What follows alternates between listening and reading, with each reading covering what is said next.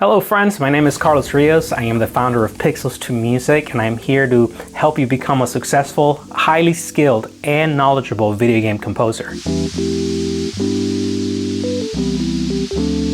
Today I'm going to be reviewing this small book that has greatly impacted my business perspective as of late. I'm definitely not a business expert, but I do realize that there's a big need and hunger for business knowledge out there, and especially for video game composers. So this is why I decided to do this video and share with you some of the lessons I've been learning from the words of those who are indeed experts in the field. And as a bonus, I will talk about some of the ways you can apply the book's principles in your business as a video game composer. So make sure that you stick around until the end of the video.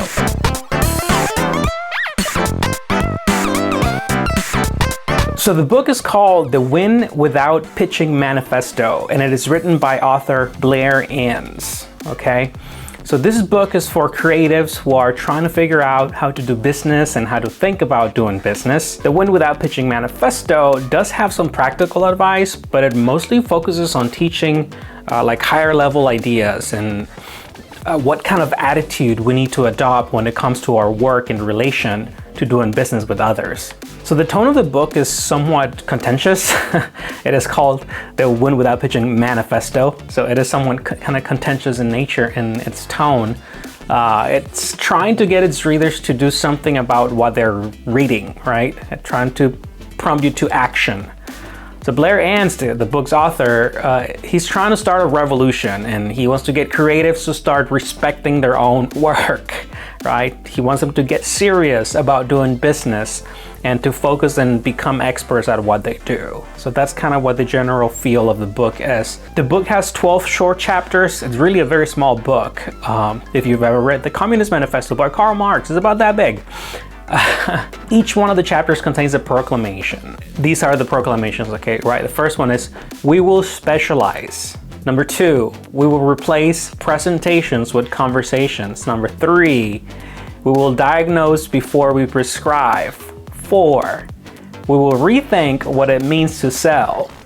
5, we will do with words what we used to do with paper. 6, we will be selective.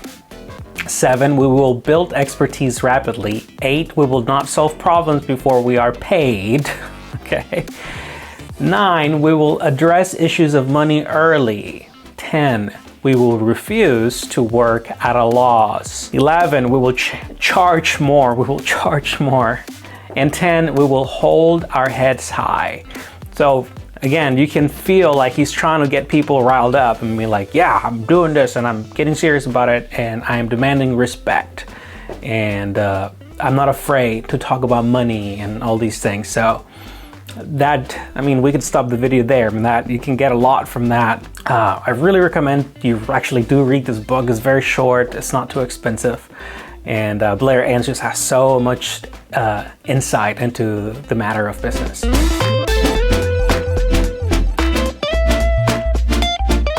So one of the main premises of the book is that people who are perceived as experts are most likely to get a job than those who are perceived as generalists. Also, you will be able to command higher prices because when you are perceived as an expert, you are perceived as being more valuable. Think of a doctor metaphor. So who would you rather perform a brain surgery on you? Would you rather have a generalist doctor or a brain surgeon? Right? I think the answer is kind of easily. So if you start thinking about the music that you write in this way, you're like, okay, I'm gonna specialize in this very specific kind of music, right? There's so many different things you can do. But if you specialize at one kind, market yourself as an expert on that particular field, and actually do become an expert quickly, because now you know what to look at, now you know what instruments to get, now you know what effects to use. Now you know how to organize your tracks because you're focused single-mindedly on this very specific kind of work that you would be doing. And then you say to people, this is my thing, this is what I'm good at. They'll start coming to you for that particular thing.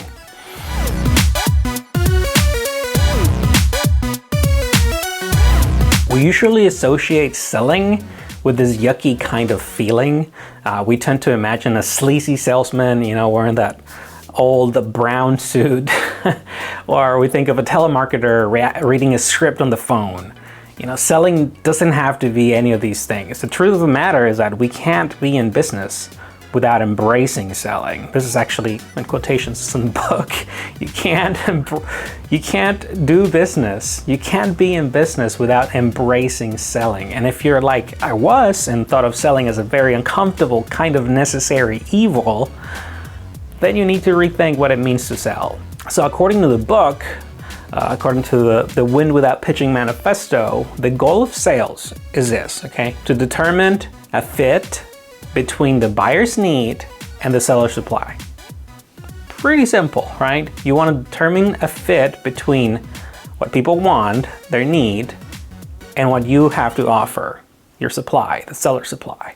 It's kind of that simple. And the steps that the book gives is we do this by helping the unaware, we inspire the interested, and we reassure those who have formed intent to actually proceed and purchase what you have to offer, right? Pay for what you have to offer. Now, this particular book is not a sales book, so it doesn't really go super in depth on the subject, but if you start reframing the way you think about sales, maybe you can start thinking, okay, maybe I should do some training in sales.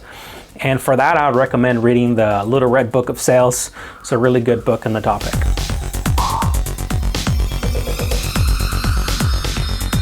Now, the Win Without Pitching Manifesto teaches that you have great power in a business negotiation in the form of a simple word: no. Okay? No means that you can refuse to do business with whomever doesn't seem to value your work enough and isn't willing to pay you a fair price. You can say no to whoever is over-demanding when it comes to revisions, or someone who simply doesn't value your expertise and wants to take command of all creative decisions. You should reserve the right to say no to those kinds of people. Seek respect first, not money, and establish healthy boundaries in all of your business interactions. You're an artist, right? You're creative, but you're also a professional business owner.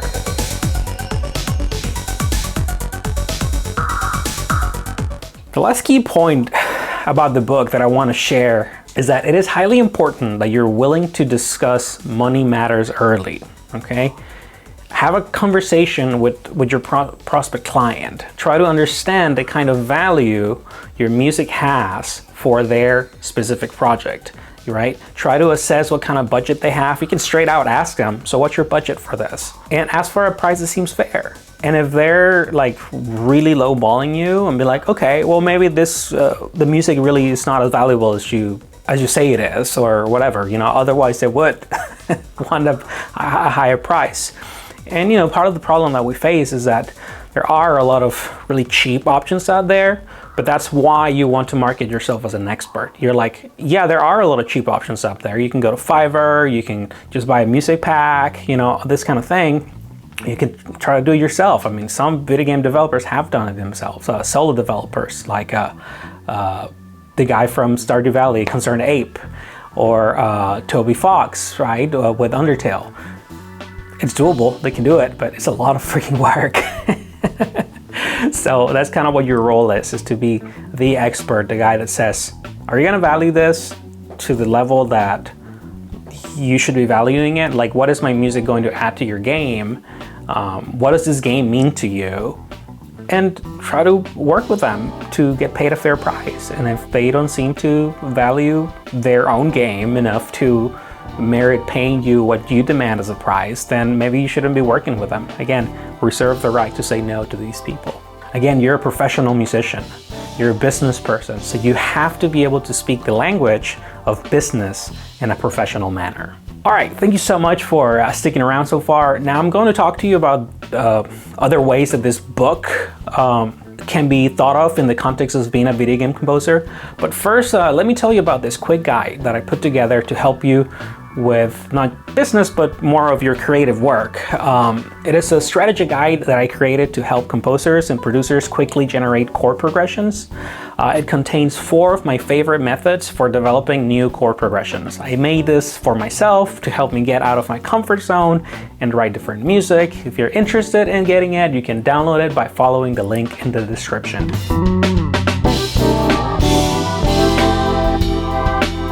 So let's talk about being a video game composer and what this book has to say to video game composers, let's say. As a video game composer, you might be concerned that becoming an expert means that you have to close many creative doors and possibly say no to many opportunities. This is probably true in some regards, but not so true in other regards, so let me talk about it. You might currently see yourself as being in a large room, right? And it contains many doors, and people are like, well, you can do this kind of music, or you can do this kind of music, or you can do that kind of music, right? So should you stay there and be able to go to any of the doors? And basically what becoming an expert means is no. You have to walk through one of those doors, right? You might be afraid that if you walk through one of those doors, you will lose on what all the other doors have to offer. But the truth is that behind that first door you traverse, right? Think about, I'm a big Dark Souls guy. And so, right, we don't want to go through the foggy thresholds, right? Because that means we're about to face a big, giant, scary monster. But that's the very thing that you have to do in order to make progress in the game, right? The truth is that behind that first door you traverse, it's likely a new set of doors and new creative and business opportunities. You walk in there and you're gonna start seeing that there's a depth to creative opportunity that you didn't think before. And part of it is because you start specializing, you start becoming an expert, you start studying the things that relate to that specific genre of music. You start getting better and better and better. You know what instruments to use, you know what methods to work with. And so that's kind of how that goes. Okay, you are a business owner and you need to understand the business world. There's no way around this. As a creative and as a video game composer, this notion has always been scary to me.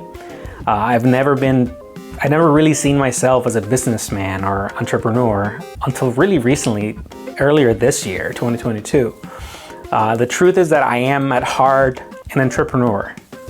And that just feels weird to say still. But just like I've had to rethink selling, I've had to rethink what it means to be an entrepreneur. And what I've come to find out is that entrepreneurs are creatives. Just like video game composers are creatives. There's a lot more in common than you would think.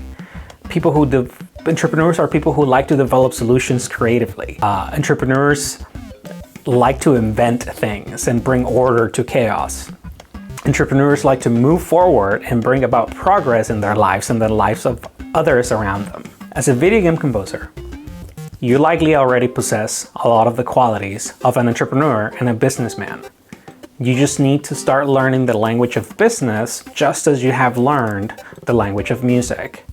A great place to start is by reading this book, obviously, but also The E-Myth Revisited by Michael Gerver. The book goes a little bit more in depth as to what the overall form of a business should be. Okay, first let me tell you 2 timeless truths about sales.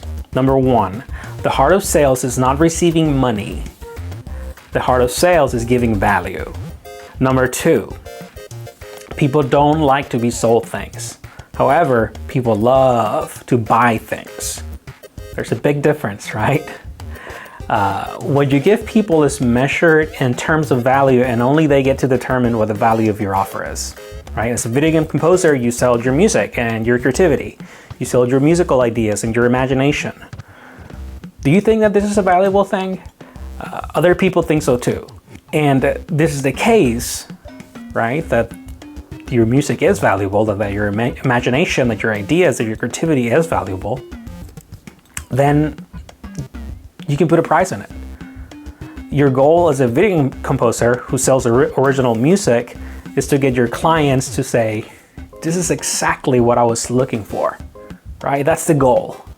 When you make something, they're like, oh, this is what my game needed. This is what my project needed. That's what you want people to say. When people say that, are you gonna feel bad that you're selling them something? No, you're giving them value, because that's the heart of sales. Hey, this is exactly what I was looking for. This means that they are likely thinking, what great value. It is totally worth X amount of money, and kind of your goal is to figure out what X means. Okay, friends, that's all for today. I hope that you have found this material helpful. I really like this book. I'll give it a 5 out of 5. And it is such a quick read. It has no fluff, just great career advice. If you're interested in me doing more book reviews like this one, do let me know in the comments below, and thank you, and see you next time.